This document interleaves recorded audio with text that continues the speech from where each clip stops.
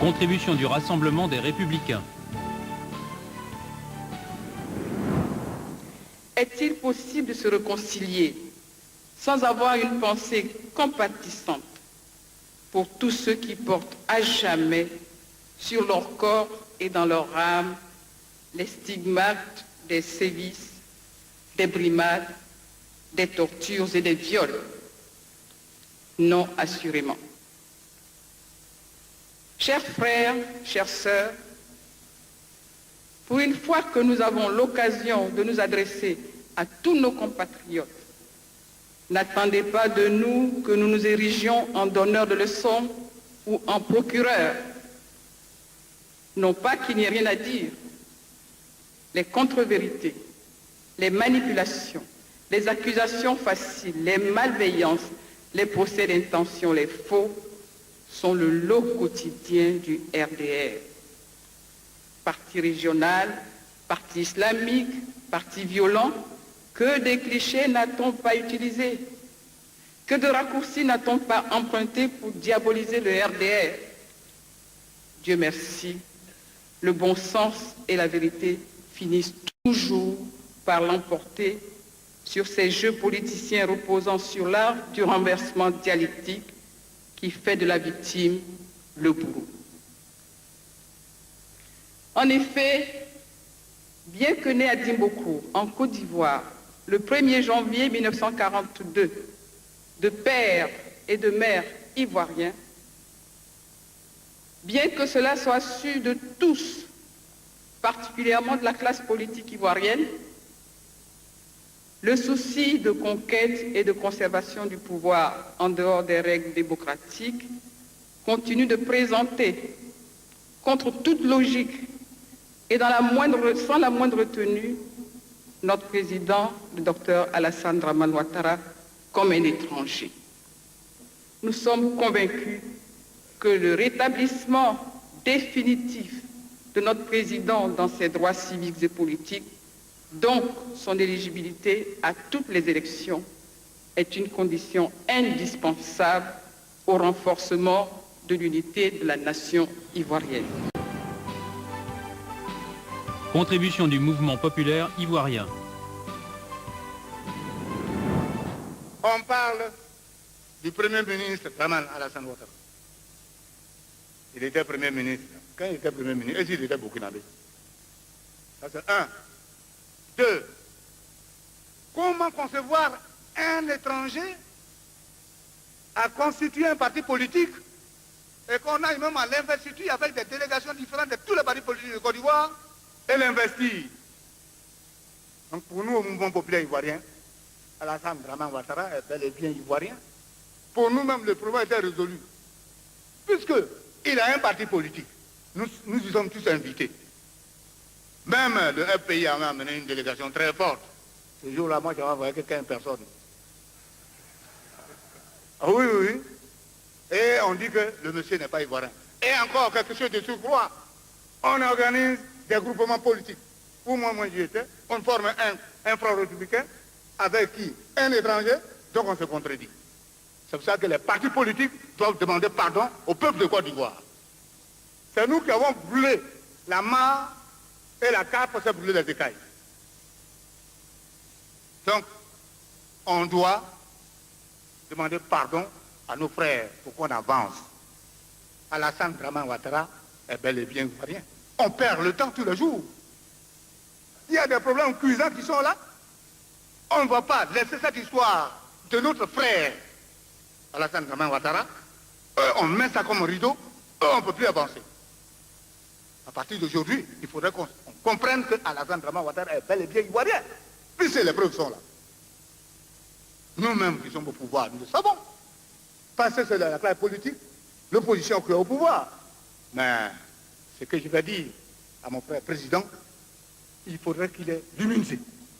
Il faudrait qu'il le pardonne. Il faudrait qu'il est le président de tous les Ivoiriens. Il est au-dessus de tout le monde. Donc il faudrait qu'il pardonne certaines choses. Toute la réponse demeure aujourd'hui avec nous, pour que la Côte d'Ivoire avance. Contribution de l'Union pour la démocratie et la paix. Ivoirité et nationalité ivoirienne. Le concept de l'ivoirité, exploité trop souvent de manière pernicieuse, doit être perçu comme le fondement de l'identité ivoirienne à partir de caractéristiques propres à l'être collectif ivoirien. Entendu ainsi, le concept d'ivoirité nous permettra de définir ensemble un idéal commun duquel il nous sera possible non seulement de puiser à tout moment les solutions à nos problèmes, mais aussi les moyens de redonner un nouvel élan à la solidarité nationale. En tout état de cause, pour ceux qui ne se reconnaîtraient pas dans ce terme et qui pourraient y percevoir une connotation d'exclusion, il leur est loisible de lui substituer un autre vocable soumis à l'appréciation de tous les Ivoiriens.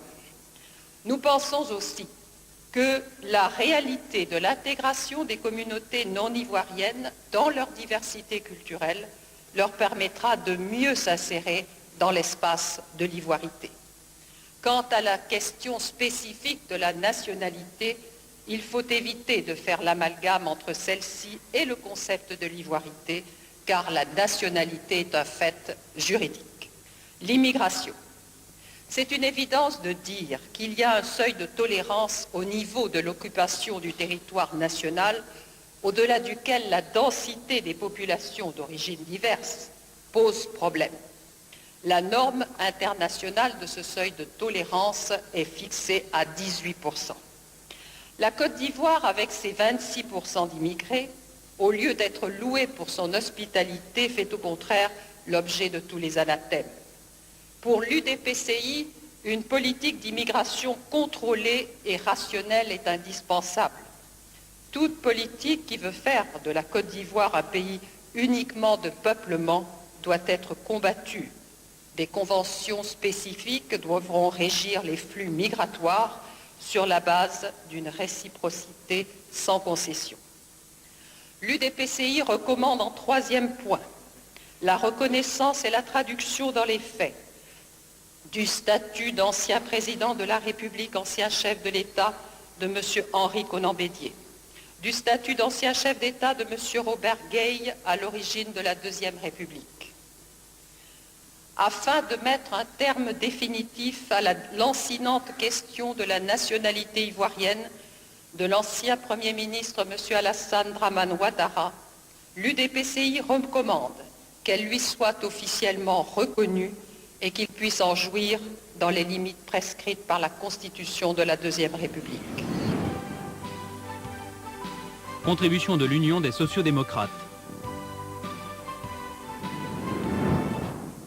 Le parti unique, qui pendant 40 ans a dirigé de façon solitaire la politique du pays, a commis de véritables fautes et erreurs politiques dans la gestion des relations entre les différentes régions et ethnies qui le composent. On peut citer pêle-mêle le cas du Saint-Louis, le cas du Guébier. Les disparités régionales qui ont eu cours pendant cette période ne concernent pas seulement le Nord, mais à des degrés divers, l'ensemble des régions du pays, y compris même le centre. En dehors de la région de Yamoussoukro, qui a bénéficié d'un effort particulier, toutes les autres ont été victimes de négligence en termes d'infrastructures susceptibles d'impulser le développement. La Charte du Nord est donc, dis-je, le premier acte d'auto-exclusion du Nord de l'ensemble de la Côte d'Ivoire. Mais au-delà de cette charte, déjà très grave en soi, il convient de dénoncer toute la campagne souterraine menée dans les mosquées et les villages, une campagne d'intoxication des populations du Nord tendant à faire croire qu'elles sont l'objet d'ostracisme, d'exclusion de la communauté nationale. Et cela au moment même où plusieurs ministres et hauts responsables de l'État venant du Nord faisaient partie des différents gouvernements. Le coup d'État que l'USD avait publiquement et solennellement condamné constituait à nos yeux la violation la plus grave des institutions républicaines de notre jeune histoire. En effet, fidèle à ses options socialistes, l'USD est par principe contre les coups d'État comme moyen d'accéder au pouvoir. L'USD estime que la condamnation du coup d'État de décembre 1999 et de ses conséquences doit faire partie des bases possibles d'une réconciliation nationale. La Côte d'Ivoire doit pouvoir compter sur l'ensemble de ses enfants dans leurs différences pour relever le défi de la modernité, car comme le dit un proverbe mauré, et membre du directoire, nous voudrons partager ce proverbe avec vous, je terminerai par cela. Ce proverbe mauré dit donc, si tu diffères de moi, loin de me nuire, tu m'enrichis. Je vous remercie.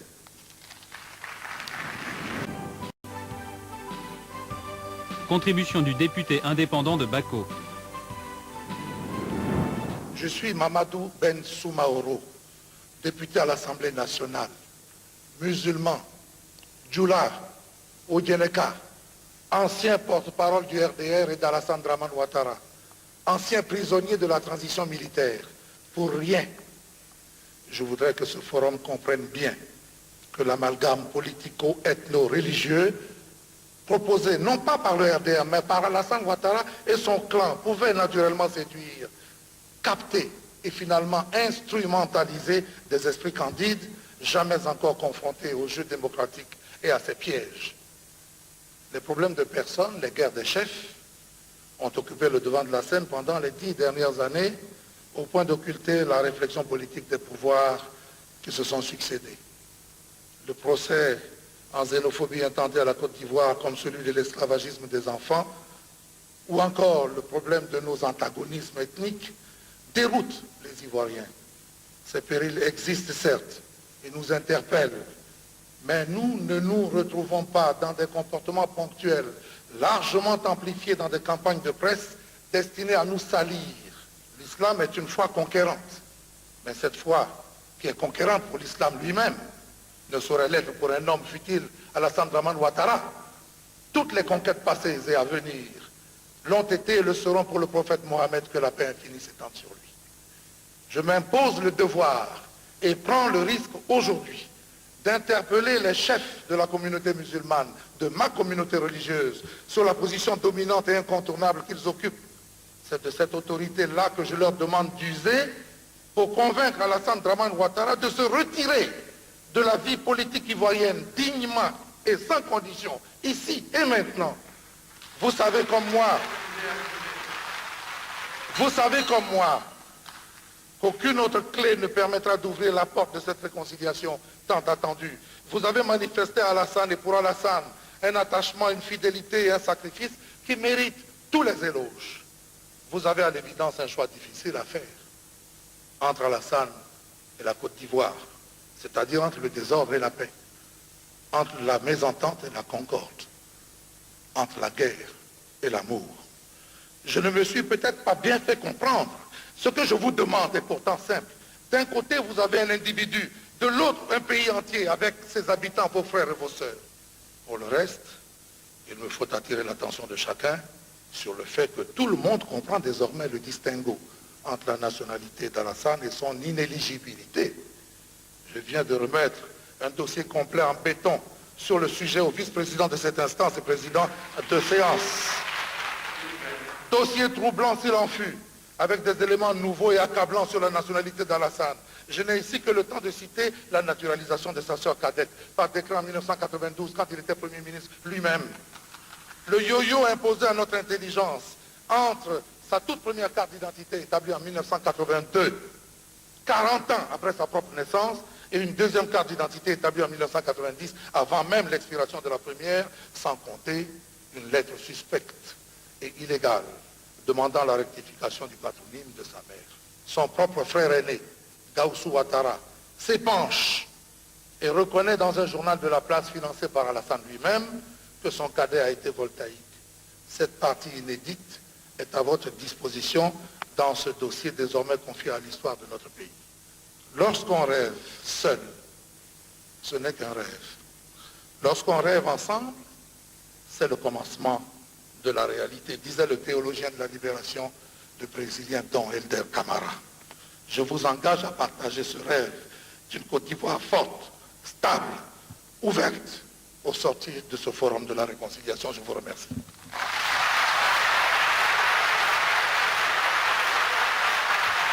Merci, monsieur le député.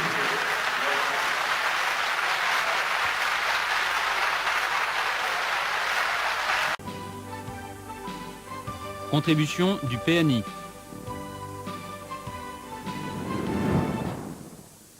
Pour moi, il faut dissocier le problème Alassane au problème de l'ensemble des Ivoiriens. Nous avons besoin de nous réconcilier parce qu'on était divisés sincèrement. On dit, tout le monde dit, on vivait dans la paix, on avait ceci et cela, mais beaucoup de jeunes ignorent qu'il y a eu des coups d'État. Il y a eu des coups d'État. Depuis, je vous dirais, depuis 1959. Donc il faut séparer les affaires, sinon l'affaire Alassane Ouattara, au problème des Ivoiriens. Alassane que j'aime très bien parce que quand nous nous voyons, on est content de se voir. Eh bien, dans son cas précis, il est responsable. Alassane doit venir s'excuser. Parce que,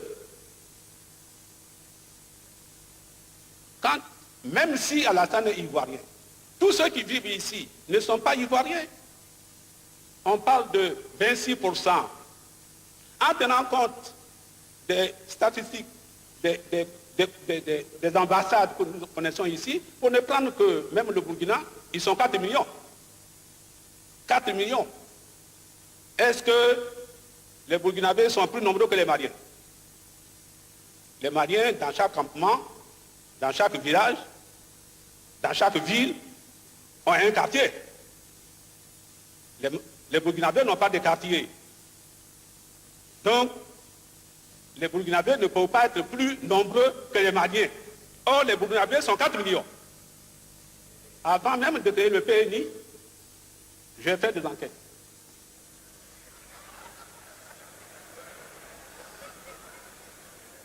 J'ai fait des enquêtes. Eh bien, la région d'Aboisseau était déjà minoritaire. C'est-à-dire que les étrangers sont plus nombreux que les amis d'Aboisseau. La région de Bondougou était pratiquement minoritaire. Abidjan, il y avait l'égalité. Alors, et qu'on parle de 26%, nous sommes encore dans le faux.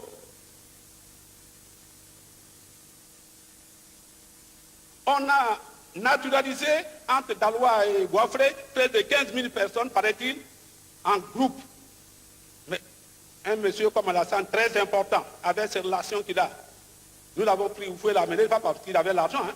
On n'avait jamais entendu parler d'argent. Mais pourquoi nous allons refuser que Alassane soit ivoirien? Mais quand même, on ne sait pas qu'est-ce que Oufoué a bien pu dire à Alassane avant sa mort. Et pour qu'il s'entête à être obligatoirement président de la République. Mais les hommes passent. Je demande aux uns aux autres d'aimer la Côte d'Ivoire au lieu d'aimer les hommes. Nous sommes tous de passage sur la terre des hommes. La Côte d'Ivoire reste, c'est ce qui est important. Voyez-vous, on m'a dit peut-être qu'il me reste 1 minute. Je n'ai pas encore démarré.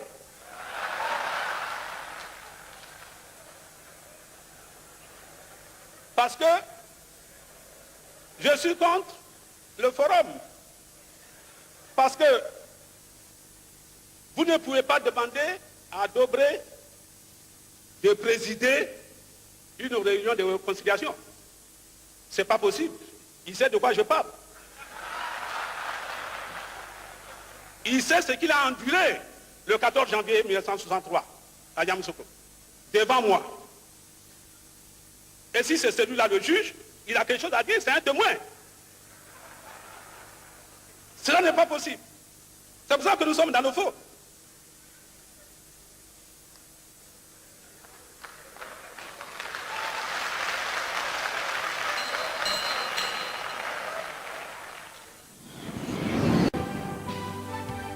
Contribution de l'Union nationale pour le progrès.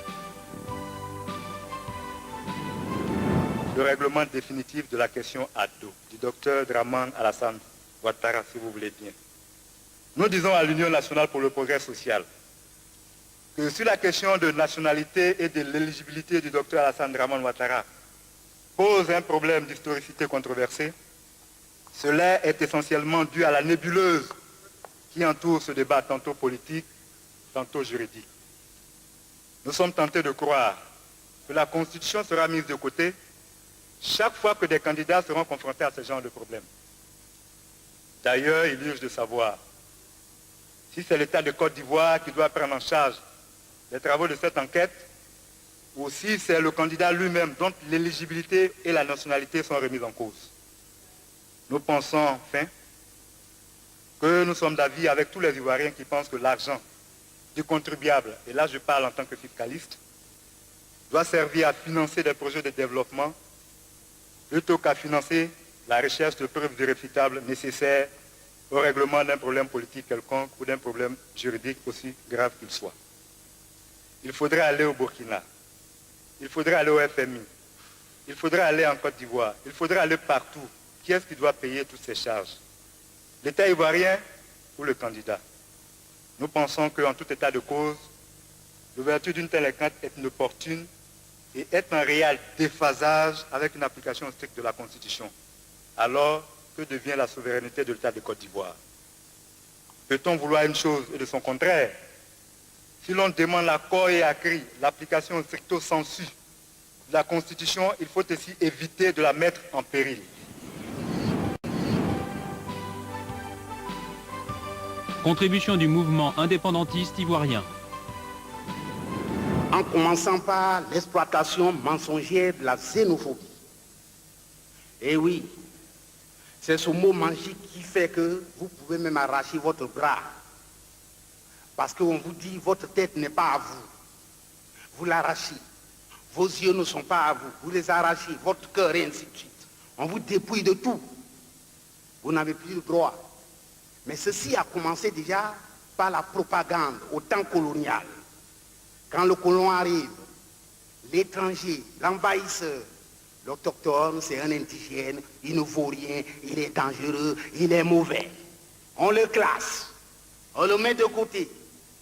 Et c'est le colon qui vit mieux, l'autochtone n'a pas de droit de vie, et on lui fait accepter ce qu'il est même. Et vous voyez combien de fois c'est dangereux, c'est de lavage de cerveau. Et il ne croit plus en lui-même. Il n'y a pas de pays sans étrangers, ça n'existe pas. D'ailleurs, ce ne serait pas trop bon. Quand on fait une invitation, il n'y a pas d'étrangers, on ne sait pas si la sauce est très douce. Mais néanmoins, on n'invite pas plus d'étrangers que ses propres enfants. On est d'accord? Alors, le nombre trop exagéré d'étrangers dans un pays donné veut dire extermination des autochtones. Dans aucun pays, si vous voulez, celui qui veut, il fait un débat télévisuel avec moi. Et il me montre le pays dans lequel il a trouvé trop d'étrangers et les autochtones sont encore là. 100 ans après, 70 ans après, plus d'autochtones. Alors, nous disons, une paire de chaussures à un propriétaire, une table à un propriétaire, une voiture, un avion. Et on dit un pays n'a pas de propriétaire. C'est beau, hein? Le pays, lui, n'a pas de propriétaire. C'est là l'ivoirité. L'ivoirité, c'est le cri d'alerte. C'est le son d'alarme. C'est aussi le refus de ne pas être étranger dans son propre pays. Ce n'est pas une mauvaise chose. Mais pourquoi c'est condamné? Parce que la machine de l'exploitation mensongère de la xénophobie est trop forte. Tellement forte qu'aujourd'hui, le gouvernement Gbagbo n'a plus de place pour s'asseoir.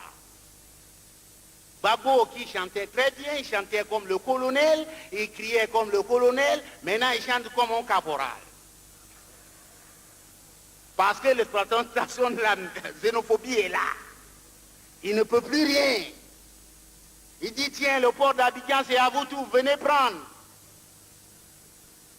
Mais il oublie qu'à Dakar, le port était pour nous tous. Mais pourquoi on va là-bas pour prendre? Présentement, nos gens veulent manger. C'est comme si vous avez 2 personnes dans votre maison. Vous avez un enfant, mais vous acceptez même 10 personnes. Et puis, curieusement, votre femme devient féconde. Vous avez 12 enfants.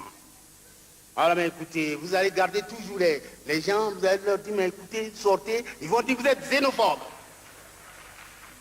On parle de Dougou. Mais pourquoi des Dougou? Les Maliens viennent dans un endroit donné, ils créent leur village. Mais un Nordique n'est pas malien, il vient, il reste avec moi. Il vient, il ne va pas habiter dans les Dougou. Parce qu'il sait bien qu'il y a des frontières, on se connaît déjà. Moi j'ai des amis au nord, mais pourquoi il va habiter dans les Dougou? Pourquoi faire là-bas? Donc c'est lui-même qui crée une exclusion. Donc chacun avait peur. C'est ce que vous avez appelé la paix. Il n'y avait pas de paix, mon cher ami. Il y avait la peur. On avait peur, on ne pouvait rien dire, donc de telle sorte que vous faites surnommer un peu partout. Parmi les Baoulés, on l'appelle Ngakwang, bien Ngassi. À l'ouest, on l'appelle Dagobert. Chez les Dakiers, ils l'appellent Yapi. Quand ils voulaient parler d'Oufoué, on disait Yapi. Pour ne pas être attrapé. Alors ça, si vous parlez, il y avait la paix, il n'y a aucune paix. Il y avait une peur. Si nous sommes tous là, parce que ce qui est à vous, si on vous arrache, c'est dangereux, c'est pas bon. Si vraiment, nos frères du Nord savent mieux que moi, qu'Alassane Ouattara est ivoirien. Si le RDS sait qu'Alassane Ouattara est ivoirien, et les Français aussi, parce qu'ils ont leurs mains dedans, est ivoirien, vraiment, là nous sommes d'accord, s'il impose, vraiment nous ne pouvons qu'à applaudir à 10 mains. Mais s'ils savent qu'il n'est pas ivoirien, et que par la force des choses, ils sont en position de force, parce que l'exploitation de la mensongère de la xénophobie fait que tous les autres Ivoiriens ont peur, qui veulent profiter de ça, l'imposer. Je dis que ce n'est pas bon, parce qu'Oufoué a tout fait aujourd'hui, nous voilà, de ne pas créer d'autres situations incontrôlables. Contribution des députés, solidarité. Si nous nous en tenons au contenu de toutes les interventions qui nous ont précédées, force est de reconnaître que ce qui nous divise est bien la question de la nationalité et de l'éligibilité d'Alassane Dramane Ouattara, président du RDR. En ce qui concerne son éligibilité, il semble que toute la classe politique, les médias, l'opinion se focalisent sur l'article 35 de la Constitution, qui stipule que le candidat à l'élection présidentielle, et je cite, ne doit s'être jamais prévalu d'une autre nationalité. Cette disposition souffre d'une dangereuse ambiguïté dans la mesure où le sens à donner au terme se prévaloir est susceptible de plusieurs interprétations d'égale valeur et qui ne s'excluent pas les unes des autres. Par ailleurs, s'agissant d'une loi adoptée le 1er août 2000, en vertu du principe universel de non-rétroactivité de la loi, est-il intellectuellement et moralement honnête de l'opposer à un citoyen pour des actes posés 20 ans auparavant, alors qu'il est admis par tous que la loi ne dispose que pour l'avenir? À la lumière de ces observations simples et objectives, et surtout ces faits réels et non contestés à ce jour, le groupe parlementaire Solidarité voudrait humblement inviter toutes nos sœurs, tous nos frères ivoiriens à laisser tomber les passions et que cessent les tensions inutiles qui nous divisent, afin qu'ensemble, dans la paix et la justice, nous puissions nous tourner vers la résolution dans la solidarité des nombreux vrais problèmes qui nous attendent. Contribution du Front socialiste pour l'indépendance et la liberté. Nous sommes fatigués de nous réveiller le matin et de retrouver dans notre tasse de petit déjeuner à la place du café Alassane Dramane Ouattara. Nous sommes fatigués de venir à table à midi pendant qu'on s'attend à manger, que l'on retrouve des journaux qui nous parlent encore une fois d'Alassane Dramane Ouattara. Nous sommes fatigués d'aller nous coucher le soir et de voir aux nouvelles de 20h ou au dernier journal Alassane Dramane Ouattara. À l'Institut national de la statistique, il y a des ingénieurs comme nous qui peuvent se tromper. Mais nous pensons que la justice ne peut pas se tromper. Parce que la justice est faite pour que la vérité soit connue de tous et présentée au vu de tous. C'est pour cela que le collectif de partis politiques pense qu'il est donc nécessaire et utile pour le gouvernement du FPI de mettre très rapidement en place toutes les institutions juridiques telles que prévues par la Constitution que nous avons tous votées, afin que M. Alassane Dramane Ouattara, ne pouvant plus se servir de l'alibi d'un vide juridique parce qu'il a été ancien Premier ministre, puisse éclaircir juridiquement devant la Cour compétente de par notre Constitution cette ambiguïté sur sa nationalité. Toutefois, le collectif des partis politiques s'insurge contre une modification éventuelle de la Constitution quant à son éligibilité, car nous l'affirmons de nouveau, comme nous avons appelé à voter oui à la Constitution, le président de la République de notre chère Côte d'Ivoire ne doit s'être prévalu d'aucune autre nationalité. Alors je voudrais tout simplement vous demander de prier le chef de l'État de créer après ce forum une tribune d'échange sur les grandes décisions nationales, comprenant un représentant au moins de tous les acteurs du forum, afin que, au sortir de ce forum, nous ayons ce que l'on va appeler un forum perpétuel.